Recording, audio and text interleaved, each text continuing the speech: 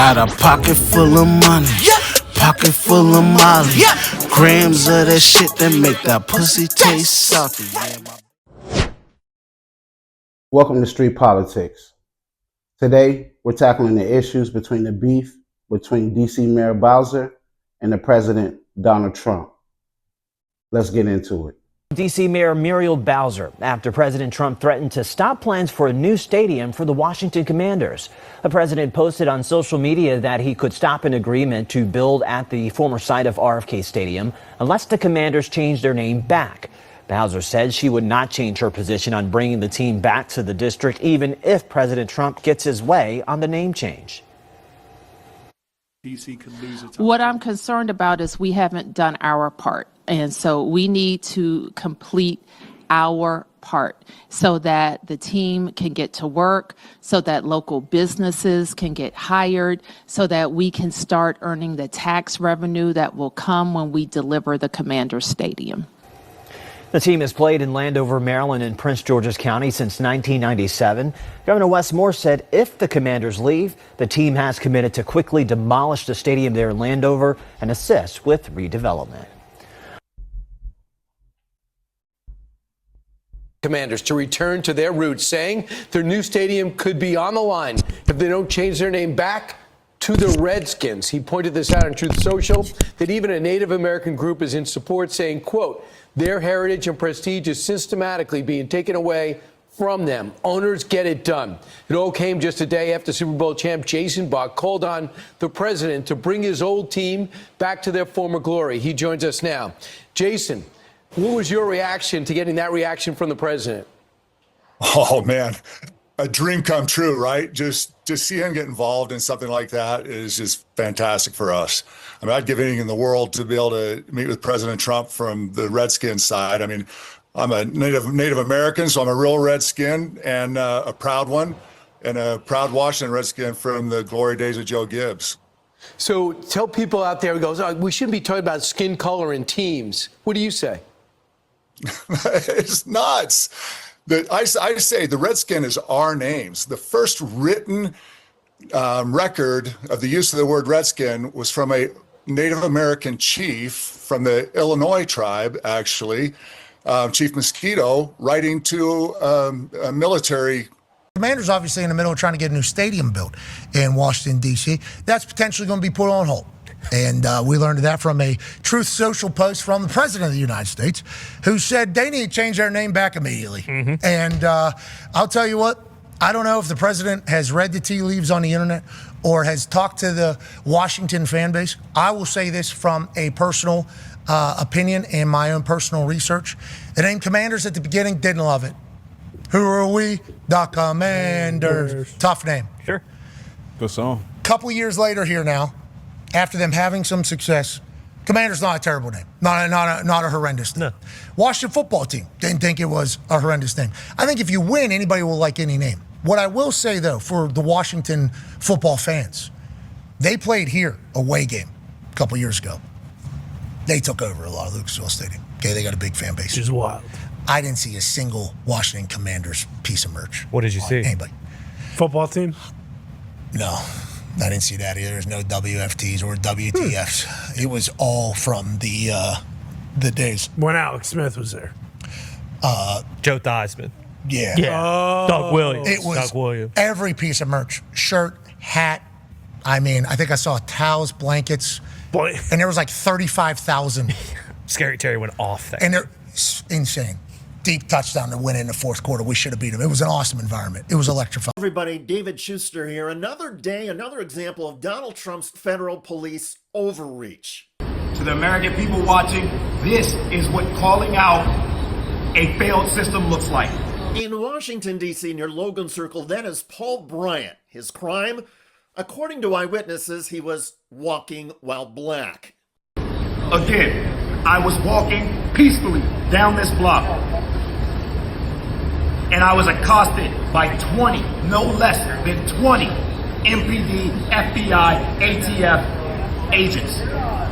And what the federal officers don't realize yet is that Bryant is a military veteran and a successful corporate attorney.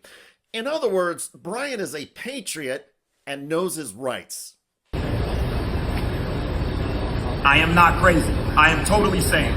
I have complied with all of these officers' requests, and 30 minutes after being detained, I remain detained and not able to go. I do not know what charges. I do not know why I'm being detained. I was given no information. No officers are offering me any type of credence, no type of respite, nothing. At some point, Bryant reportedly told police he has firearms and keeps the weapons and magazines safely locked and separated. That seems to have caused the agents to go for some sort of gun charge, which is in keeping with the Trump-ordered efforts by federal police across the city. Never mind, of course, that Bryant is legally entitled to have weapons and is storing them safely. But police assumed Bryant was dangerous. They went hands-on and kept insulting him, he says. Simply stand here, you and be handcuffed while we wait to find magazines that do not exist, or we will find one for you. I assume that is the case. Another day at the office. Video that has now gone viral. It shows multiple police officers in the District of Columbia tackling, pepper spraying a man after he was seen exercising. I think we still have this right. Recording them. Watch.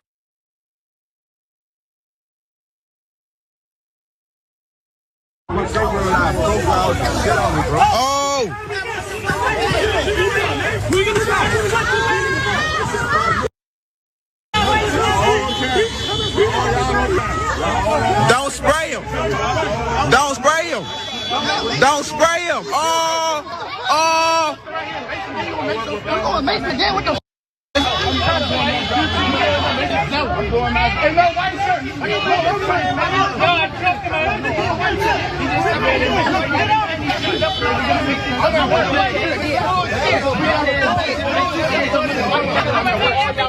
Y'all harassing us.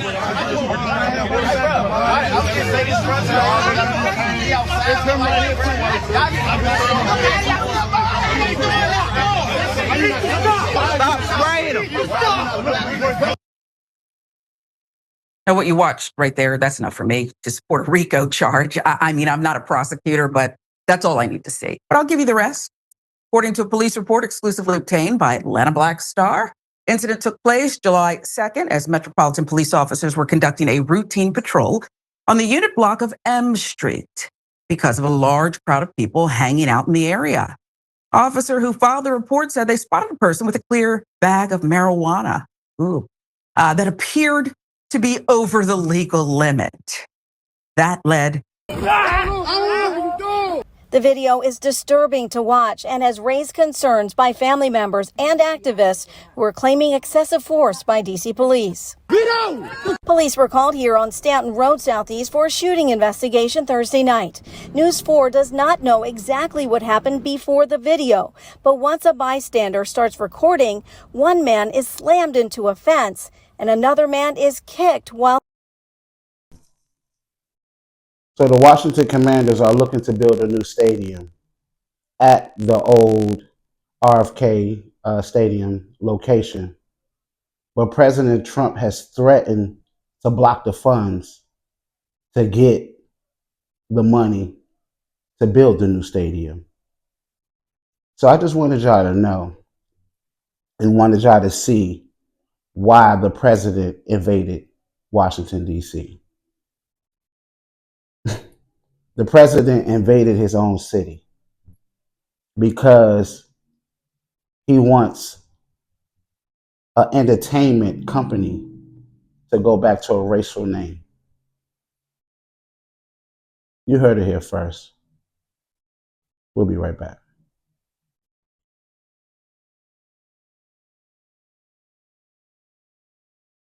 So, I don't even know what to say. The Dallas Cowboys are the worst team ever. And until we as the fans, supposedly America's team, until we stop paying Jerry Jones any attention. No more attention for Jerry Jones. Nothing. Like zero attention. We as the fans Y'all got to stop buying merch, stop buying ticket sales. Season ticket holders have to stop buying tickets. That's the only way things is going to change. I just can't believe what we're witnessing. We just traded the best player that's played defense in the last probably 10 years. Micah Parsons to the Packers in exchange for defensive tackle Kenny Clark and Green Bay's first-round picks in each of the next 2 drafts.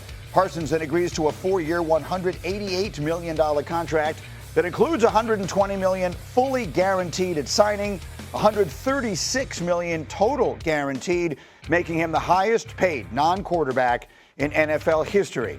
The aftermath, Micah Parsons releasing a statement saying, in part, "I never wanted this chapter to end, but not everything was in my control. My heart has always been here, and it still is. Through it all, I never made any demands. I never asked for anything more than fairness. I only asked that the person I trust to negotiate my contract be part of the process. This is a sad day, but not a bitter one." That's his side. Now we hear from Jerry Jones and Cowboys legend Michael Irvin. This gives us a better chance to be a better team than we have been the last several years since Micah's been here. Not any negative on Micah, but we're trying to get better. We're trying to stop the run and stay in the hunt. Cowboys just traded Micah Parsons. They just traded Micah Parsons. This is the epitome of pride comes before the fall. I got to walk away from lunch for this one. You do realize Micah Parsons and Reggie White are in the same breath as far as having double-digit sacks 4 consecutive years to start a career. Jerry Jones, you do realize that Micah Parsons is like a first-ballot Hall of Famer, period, based on his trajectory. You do realize that Micah Parsons is a top 3 pass rusher in the entirety of the game of football. And top 3 pass rushers do not grow on trees. You do realize outside of quarterback, the most important position is pass rusher and then left tackle. You said you got a quarterback, and you just traded away your pass rusher.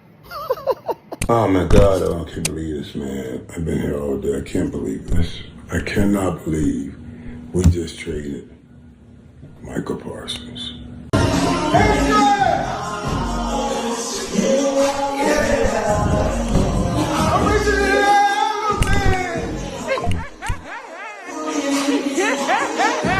Is he taking a laugh?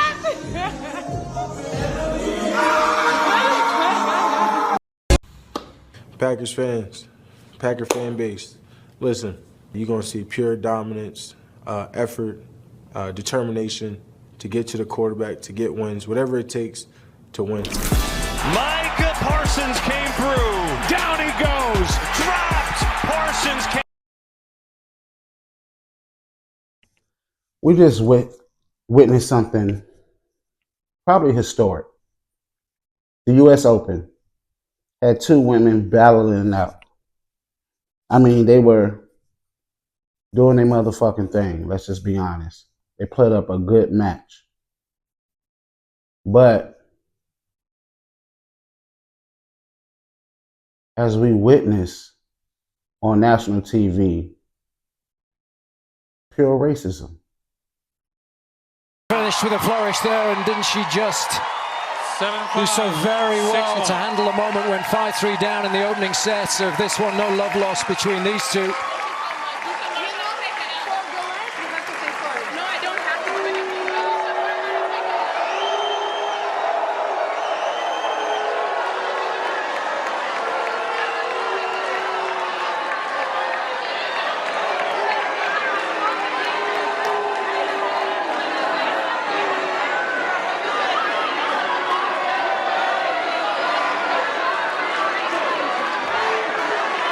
One thing you know for sure, Townsend ain't for backing down. Not at all. You can see that emotion. People get upset when they lose, and you can't. Some people say bad things. She told me I have no class, I have no education, and to see what happens when we get outside the U.S. So I'm looking forward to it. I mean, I beat her in Canada outside the U.S. I beat her in New York outside the U.S. So let's see what else she has to say. In that moment, there is something that feels like it reduced Taylor down to nothing. And to say to her, you have no education, you have no class. Yep. There's something about those words that I think everybody who's watching, it strikes a nerve.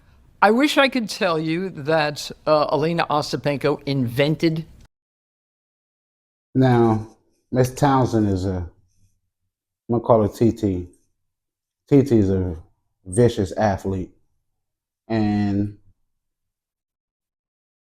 you see her, she ain't picked up by the biggest brands, not Adidas, Nike, Converse. I'm surprised Shaq didn't give her a call. You know what I'm saying? Maybe moving forward, he'd give her a call and put her on a bigger stage, give her a bigger contract. I know that company that's with her right now is sticking with her, but we need some bigger brands on her, or she could be really represented out here to let the world know, you know what I'm saying, that we stick with our queens, you know what I'm saying, and we rock with our queens. And one thing for certain, and one thing is for sure, the Black community, we are far from uneducated. So those over there at the UK, China, wherever, don't ever disrespect us like that. And we about to show you how we rocking with Shorty from now on. Shaq, you need to go ahead and make that call, cuz. Make that happen. AI, make that call. Until next week, you heard it here first. No bias, no bullshit. Street politics.